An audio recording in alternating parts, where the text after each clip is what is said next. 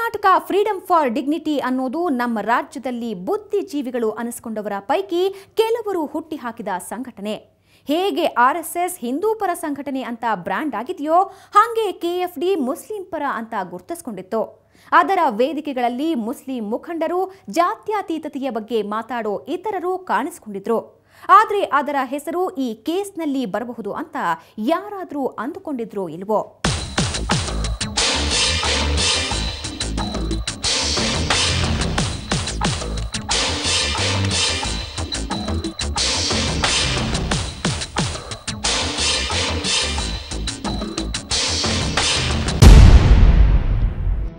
ಸಾಮಾನ್ಯವಾಗಿ ದೊಡ್ಡ ಕೇಸ್ಗಳಲ್ಲಿ ಆರೋಪಿಗಳನ್ನ ಅರೆಸ್ಟ್ ಮಾಡಿದಾಗ ಆಯಾ ಜಿಲ್ಲೆಗಳ ಎಸ್ಪಿಗಳು ಪೊಲೀಸ್ ಕಮಿಷನರ್ಗಳು ಪ್ರೆಸ್ ಮೀಟ್ ಮಾಡ್ತಾರೆ. ಆದ್ರೆ Hunsur kidnap and murder case ಬಗೆಹರಿದಿದೆ ಅಂತ ಹೇಳೋದಕ್ಕೆ ಖುದ್ದು ಹೋಮ್ ಮಿನಿಸ್ಟರ್ ಆರ್ ಅಶೋಕ್ ಬಂದಿದ್ದರು. ಅವರ ಬಾಯಲ್ಲೇ ಬಂದಿದ್ದು ಕೆಎಫ್ಡಿ ಹೆಸರು. ಇವರೆಲ್ಲ ವಿಚಾರಣೆ ಸಂದರ್ಭದಲ್ಲಿ KFD Karnataka forum for dignity ಸಕ್ರಿಯ ಸದಸ್ಯರಾಗಿದ್ದು, ಇವರು ಬೆಂಗಳೂರು ನಗರದ ವಿಲ್ಸನ್ ಗಾರ್ಡನ್ನಲ್ಲಿ ನಡೆದಂಥ ಕೆಎಫ್ಡಿ 3-4 ಸಭೆಯಲ್ಲಿ ಭಾಗವಹಿಸಿರ್ತಕ್ಕಂಥದ್ದು. ಕೆಎಫ್ಡಿಯ ಸಕ್ರಿಯ ಕಾರ್ಯಕರ್ತರು ಕೊಲೆ ಮಾಡಿದ್ರು ಅನ್ನೋದು ನಿಜಕ್ಕೂ ಆಘಾತಕಾರಿ ವಿಷಯ. ಆದ್ರೆ ಇದನ್ನ ಸಂಘಟನೆಯ ಮುಖ್ಯಸ್ಥರ ಪೈಕಿ ಒಬ್ಬರಾದ ಇಲಿಯಾಸ್ ಒಪ್ಪೋದಿಲ್ಲ. ಅವರ ಪ್ರಕಾರ ಕೆಎಫ್ಡಿ ಅಂತ ನೀಚ ಕೃತ್ಯಕ್ಕೆ ಯಾವತ್ತೂ ಕೈ ಹಾಕೋ ಚಾನ್ಸ್ ಇಲ್ಲ ಅಂತ. ಈ ಸಂಘಟನೆ ಮಾಡಿದಂಥ ಕೆಲಸ ಏನು ಅಂದರೆ, ಮುಸ್ಲಿಂ ಸಮುದಾಯದ ಯುವಕರಲ್ಲಿ ಪ್ರಜ್ಞಾವಂತಿಕೆ ಮೂಡಿಸುವಂಥ ಕೆಲಸ, ಶಿಕ್ಷಣದಲ್ಲಿ ಮುಂದುವರಿಯುವಂಥ ಕೆಲಸ, ಸಾಮಾಜಿಕವಾಗಿ ಅವರ ಹಕ್ಕುಗಳು ಸಿಗಬೇಕು, ನಮ್ಮ ದೇಶದಲ್ಲಿ ನಾವು ಕೂಡ ಒಂದು ಕೊಡುಗೆಯನ್ನು ನೀಡುವಂಥ ಒಂದು ಸಮುದಾಯವಾಗಿ ಮುಂದೆ ಬರಬೇಕು ಎಂಬ ನಿಟ್ಟಿನಲ್ಲಿ ಜನಜಾಗೃತಿಯನ್ನು ಮಾಡುತ್ತಾ ಇತರ ಎಲ್ಲ ಸಮುದಾಯಗಳ ಜೊತೆಗೆ ವಿಶಾಲ ತಳಹದಿಯ ಮೈತ್ರಿಯನ್ನು ಸಾಧಿಸುವಂಥ ಒಂದು ಸಂಘಟನೆಯಾಗಿದೆ. ಈ ಹಣಕ್ಕಾಗಿ ಈ ಕೆಲಸ ಮಾಡಿದೆ ಎಂಬ ಹೇಳಿಕೆಯಲ್ಲಿ ಬಾಲಿಶತನ ಇದೆ, ಹಾಸ್ಯಾಸ್ಪದ ಕೂಡ ಅನ್ಬೋದು. ಯಾವ ಸಂಘಟನೆಗಳು ಕೂಡ ಈ ತಲೆ ಒಡೆದು ಹಣ ಮಾಡಬೇಕು ಅಂತೇಳಿ ಉದ್ದೇಶ ಯಾವ ಸಂಘಟನೆಗಳು ಇಲ್ಲ ಅಂತೇಳಿ ನನ್ನ ಭಾವನೆ. ಅದು ನಮ್ಮ ಸಂಘಟನೆ ಇರ್ಬೋದು, ಬೇರೆ ಯಾವುದೇ ಸಂಘಟನೆ ಇರ್ಬೋದು. ತಲೆ ಒಡೆದುಕೊಂಡು ಅಪಹರಣ ಮಾಡಿಕೊಂಡು ಎಕ್ಸ್ಟಾರ್ಷನ್ ಮಾಡಿಕೊಂಡು ದರೋಡೆ ಮಾಡಿಕೊಂಡು ಹಣ ಮಾಡಬೇಕು ಎಂಬ ಉದ್ದೇಶ ನನ್ನ ಅಂದಾಜಿನಲ್ಲಿ ಇಲ್ಲ. ಈ ಹೇಳಿಕೆಯಲ್ಲಿ ಬಾಲಿಶತನ ಇದೆ. ಇದು ಖಂಡಿತವಾಗಿಯೂ ಖಂಡಿಸಬೇಕಾಗಿತ್ತು. ದಾರಿ ತಪ್ಪಿಸ್ತಾ ಇರೋರ್ಯಾರು? ಗೃಹ ಸಚಿವರು ಹೀಗಂತ ಹೇಳಿಲ್ಲ. ಅರೆಸ್ಟ್ ಆದ ಆರೋಪಿಗಳು ಬಾಯ್ಬಿಟ್ಟ ವಿಷಯ ಇದು.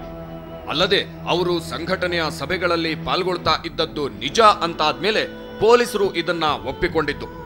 ಅಷ್ಟಾಗ್ತಿದ್ದ ಹಾಗೆ ರಾಜ್ಯದ ಕೆಲವು ಕಡೆ ಆ ಸಂಘಟನೆಯನ್ನ ನಿಷೇಧಿಸಬೇಕು ಅಂತ ಪ್ರತಿಭಟನೆಗಳಾದವು. ಅದಕ್ಕೆ ಇಲಿಯಾಸ್ ಪ್ರತಿಕ್ರಿಯೆ ಯೋಚಿಸೋ ಹಾಗೆ ಇತ್ತು. ಕೆಎಫ್ಡಿ ಖಂಡಿತವಾಗಿಯೂ ಅಥವಾ ಪಾಪ್ಯುಲರ್ ಫ್ರಂಟ್ ಆಫ್ ಇಂಡಿಯಾ ಇಂತಹ ಘಟನೆಗಳನ್ನು ಮಾಡುವುದರ ಬಗ್ಗೆ ನಿರ್ದಾಕ್ಷಿಣ್ಯವಾಗಿ ಕ್ರಮ ಕೈಗೊಳ್ಳಬೇಕು ಹೇಳುವಂಥ ಸಂಘಟನೆ. ಖಂಡಿತ ಅದನ್ನ ಇದೇ ತಟ್ಟಿ ಹೇಳಬಲ್ಲೆ. ಎಸ್, ಆ ಬಗ್ಗೆ ಪೊಲೀಸರು ಈಗ ತನಿಖೆ ನಡೆಸಬೇಕಾಗಿದೆ. ಆರೋಪಿಗಳು ಹೇಳಿದ್ರಲ್ಲಿ ಎಷ್ಟರ ಮಟ್ಟಿಗೆ ಸತ್ಯ ಇದೆ ಅನ್ನೋದನ್ನ ತಿಳ್ಕೊಳ್ಳದೆ ಯಾವೊಂದು ಸಂಘಟನೆಯ ಬಗ್ಗೆನೂ ಒಂದು ತೀರ್ಮಾನಕ್ಕೆ ಬರೋದು ತಪ್ಪಾಗುತ್ತೆ. ಇನ್ನು ಕೆಎಫ್ಡಿಯ ಜೊತೆಗೆ ಬೇರೆ ಸಂಘಟನೆಗಳ ಒಳಗೂ ಪೊಲೀಸರು ಇಣುಕಿ ನೋಡಬೇಕಾದ ಅನಿವಾರ್ಯತೆ ಇದೆ ಅನ್ನೋದು ಅನುಭವಸ್ಥರ ಮಾತು. ಆ ವ್ಯವಸ್ಥೆನಲ್ಲಿ ಆ ಕೆಲಸ ಮಾಡ್ತಾ ಮತಾಂಧತೆ ಅನ್ನೋದು ತಲೆಗೆ ಹೋಗ್ಬಿಡತ್ತೆ. ಇವತ್ತು ನಾನು ಆ ಥರ ಇದ್ದವನು, ಆ ತಪ್ಪನ್ನು ನಾನು ಒಪ್ಕೊಳ್ಳೇಬೇಕು. ಯಾಕಂದರೆ ಇವತ್ತಿಗೂ ನನ್ನ ಮೇಲೆ ಸಾಮಾನ್ಯ ಮಟ್ಟಿಗೆ 22 ಕೇಸ್ಗಳಿದ್ದಾವೆ. ನಾನು ಎದುರಿಸ್ತಾ ಇದ್ದೀನಿ ಅದನ್ನು ಸಮಾಜದಲ್ಲಿ. ಹಾಗಾಗಿ ಆ ನೋವು ನನಗೂ ಇದೆ. ಅದೇ ರೀತಿಯಲ್ಲಿ ಇವತ್ತು ಈ ಥರದ ಆರ್ಗನೈಸ್ಗಳು ಸಮಾಜಕ್ಕೆ ಎಷ್ಟು ಪೂರಕ ಅನ್ನೋದು ಯೋಚನೆ ಮಾಡಬೇಕು. ಇವತ್ತು ಕೆಎಫ್ಡಿ ಇರ್ಬೋದು, ಇನ್ನೊಂದು ಮತ್ತೊಂದು ಬಜರಂಗ ದಳ, ಎಲ್ಲದ್ರ ಬಗ್ಗೆನೂ ಯೋಚನೆ ಮಾಡಬೇಕು. ಯಾಕೆ ಅಂತ ಹೇಳಿದ್ರೆ ಮಾಮೂಲಿ ವರ್ಗದ ಯುವಕರು ಇವತ್ತು ಇಂಥ ವ್ಯವಸ್ಥೆಯಲ್ಲಿ ಬಲಿಯಾಗ್ತಾರೆ. ಮಕ್ಕಳ ಮನಸ್ಸಿನಲ್ಲಿ ಧರ್ಮಾಂಧತೆಯನ್ನ ತುಂಬೋದು ಕಷ್ಟವೇನಲ್ಲ. ಅಂಥ ಕೆಲಸ ಕೆಎಫ್ಡಿ ಅವರಿಂದ ನಡೆದು ಆ ಹುಡುಗರು ತಪ್ಪು ದಾರಿ ತುಳಿದ್ರ. ಕ್ರಿಮಿನಲ್ ಕೃತ್ಯ ಮಾಡುವಂಥ ಜನ ಯಾರಿದ್ದಾರೆ ಇವರಿಗೆ ಕ್ಷಮೆ ಇಲ್ಲ. ಅದು ಈ ಪಾಪ್ಯುಲರ್ ಫ್ರಂಟ್ ಆಫ್ ಇಂಡಿಯಾದ ಕಾರ್ಯಕರ್ತರು ಆಗಿರಲಿಕ್ಕೆ ಸಾಧ್ಯ. ಯಾಕಂದರೆ ಅಷ್ಟು ನಾವು ತರಬೇತಿ ಕೊಡ್ತೀವಿ. ನಾವು ಕೊಡುವಷ್ಟು ತರಬೇತಿ ಬೇರೆ ಯಾವ ಸಂಘಟನೆಗಳು ಕೊಡಲ್ಲ. ಅದೇನ್ ತರಬೇತಿ ಕೊಡ್ತಿದ್ದಾರೆ ಅನ್ನೋದೇ ತನಿಖೆ ಆಗ್ಬೇಕಾಗಿರೋದು. ಇನ್ನು ಹುಣಸೂರಿನ ಹಂತಕರು ಕೆಎಫ್ಡಿಗೆ ಸೇರಿದವರೇ ಅಲ್ಲ ಅನ್ನೋದನ್ನ ಅಲ್ಲಿನ ಸ್ಥಳೀಯರು ಒಪ್ಪಲ್ಲ. ಇನ್ನು ಅಲ್ಲಿನ ಶಾಸಕ ಮಂಜುನಾಥ್ ಕೂಡ ನಮ್ಮ ಸ್ಟುಡಿಯೋದಲ್ಲಿ ಆ ಬಗ್ಗೆ ಸ್ಪಷ್ಟನೆ ನೀಡಿದ್ರು. ಇವರು ಮೊದಲ ದಿನಗಳಲ್ಲಿ ಹೆಜ್ಜೆಗಳು ಒಳ್ಳೆಯದೇ ಇಟ್ಟಿದ್ರು. ಅಲ್ಲಿ ಈ ಕೊನೆಗೆ ಈಗ KFD ಸಂಘಟನೆ ಈ ಥರ ಕಾರ್ಯಕ್ರಮಗಳು ಹಾಕೊಂಡಾಗ ಎಲ್ಲ ಸಾಮಾನ್ಯ ಜನರು ಅವ್ರ ಮೇಲೆ ರೊಚ್ಚಿಗೆ ಬಿದ್ದೇ ಬೀಳ್ತಾರೆ. ಅದು ನಾಳೆ KFDನೇ ಇರ್ಬೋದು, ಇನ್ನೊಂದು ಸಂಘ ಸಂಸ್ಥೆ ಇರ್ಬೋದು, ಈ ಥರ ಅನ್ಯಾಯಗಳು ಎಲ್ಲ ಆಗ್ತದೆ, ಜನ ಖಂಡಿತವಾಗ್ಲೂ ಖಂಡಿಸ್ತಾರೆ. ಅದಕ್ಕೆ ಯಾವುದೇ ರೀತಿಯಾದಂಥ ಕ್ಷಮೆ ಇರೋದಿಲ್ಲ. ಆ ವಿಚಾರಕ್ಕೆ ಹೇಳ್ತಾ ಇರೋದು. ಹುಣಸೂರಲ್ಲಿ ಪ್ರತಿಯೊಬ್ಬರಿಗೂ ಗೊತ್ತಿರೋದ್ರಿಂದ ಇವತ್ತು ಅವ್ರ ರಾಜ್ಯ ಮಟ್ಟದಲ್ಲಿ ಅವ್ರು ಹೇಳ್ತಿರ್ಬೋದು ನಮ್ಮ ಸಂಘಟನೆಯವರಲ್ಲ ಅಂತ. ಆದರೆ ಹುಣಸೂರಲ್ಲಿ ಮನೆಯವ್ರಿಗೂ ಗೊತ್ತಿದೆಯಲ್ಲ. ಹಾಗಾದ್ರೆ ಈ ಹಿಂದೆ KFD ಹೆಸರಲ್ಲಿ ಜನರಿಗೆ ಒಳಿತನ್ನ ಮಾಡ್ತಾ ಇದ್ದವರು ಈಗ ಏಕಾಏಕಿ ಕಿಡ್ನಾಪ್ ಮಾಡಿ ಕೊಲೆ ಮಾಡೋ ಮಟ್ಟಕ್ಕೆ ಇಳಿದಿದ್ಯಾಕೆ? ಆ ಬಗ್ಗೆ ನಿಷ್ಪಕ್ಷಪಾತ ತನಿಖೆಯ ಅವಶ್ಯಕತೆ ಇದೆ.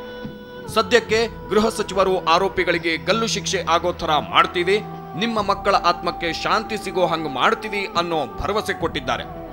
ಅದರ ಜೊತೆಗೆ ಈ ಪ್ರಕರಣದ ಆಳ ಎಷ್ಟಿದೆ ಅನ್ನೋದನ್ನ ನೋಡಿ KFDಯ ಕೆಲಸದ ಬಗ್ಗೆನೂ ತನಿಖೆ ನಡೀಬೇಕಿದೆ. ಇನ್ನು ಮುಂದಾದ್ರೂ ದೇಶದ ಭದ್ರತೆಗೆ ಪೆಟ್ಟು ಕೊಡೋ ಪ್ರತಿಯೊಂದು ಸಂಘಟನೆಯ ಮೇಲೂ ಕಣ್ಣಿರ್ಲಿ. ಯಾರೇ ತಪ್ಪು ದಾರಿ ತುಳಿದಿದ್ರೂ ತಕ್ಷಣ ಕ್ರಮ ತಗೊಳ್ಳೋ ಹಂಗಾಗ್ಲಿ.